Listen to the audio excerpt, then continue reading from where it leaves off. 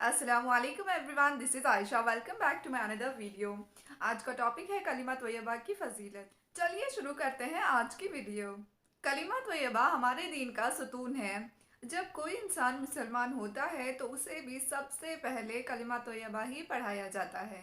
कलिमा तोयबा की सबसे पहली फजीलत, मौत के बाद जन्नत मिलना। कलिमा तोयबा की एक अहम और बहुत बड़ी फजीलत है। जो शख्स भी सच्चे दिल से अल्लाह का कलमा पढ़ता हो और इससे पढ़ते हुए उसकी मौत हो जाए तो वो सीधा जन्नत में जाएगा। कलमा तोयबा की दूसरी फजीलत, दुनिया और आखिरत में नजात का ज़रिया। हर इंसान की यही ख्वाहिश और अल्लाह से दुआ होती है कि या अल्लाह हमें दोनों जहां दुनिया और आखिरत में कामयाबी नसीब फरमा, क्योंकि आज के दौर में हर इंसान किसी न किसी परेशानी में मुब्तला है और ये कलमा उन तमाम परेशानियों की निजात का ज़रिया है। यहाँ तक कि हमारे मरने के बाद भी निजात का ज़रिया बनेगा।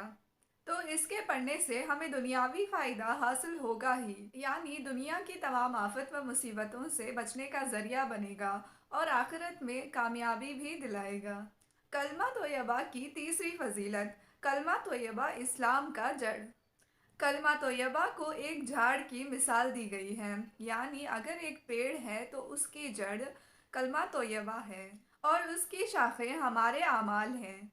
इस्लाम का जड़ कलमा तोयबा है, जिसका मजबूत होना बहुत ज़रूरी है, और इसकी शाखें हमारे आमाल हैं।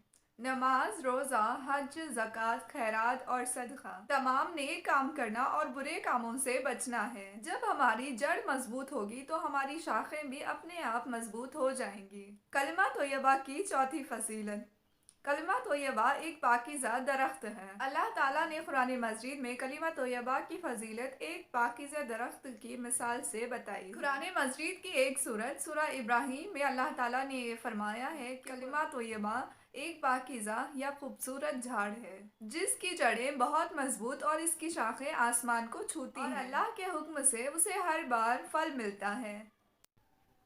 इसी तरह कलमा तोयबा की फजीलत पढ़ने की है, यानी अगर हम दुनिया में इसको पढ़ेंगे और इस पर गौर फरमाएंगे तो इसका उज़र हमें आखिरत में मिलेगा और साथ में दुनिया में भी जान और माल की हिफाजत और सारी परेशानी दूर हो जाएगी। कलिमा तोयबा की पांचवी फजीलत, कब्र में हिफाजत। कलिमा तोयबा की फजीलत ये भी है कि ये कब्र में भी हमारी मदद फरमाएगा, क्योंकि हमने दुनिया में इसके बिना पर ज़िंदगी गुजारी है और अल्लाह के हुक्मों की ताबेदारी की। जब हम कब्र में दाखिल होंगे तो कलिमा तोयबा भी हमारे साथ होगा और हमारी पूरी मदद फरमाएगा।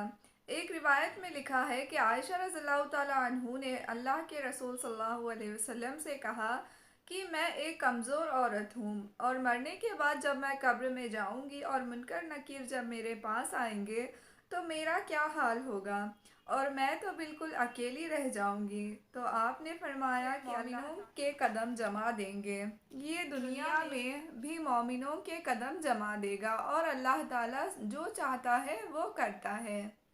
कलिमा तोयबा की छठी फजीलत, सबसे बेहतरीन ज़िक्र। अल्लाह के तमाम ज़िक्र कलमा तोयबा का ज़िक्र है और तमाम दुआओं में सबसे बेहतर अल्हम्दुलिल्लाह सूरह फातिहा है। हर वक्त कलमा तोयबा पढ़ते रहने से इंशाअल्लाह सारी परेशानियां ख़त्म हो जाएंगी।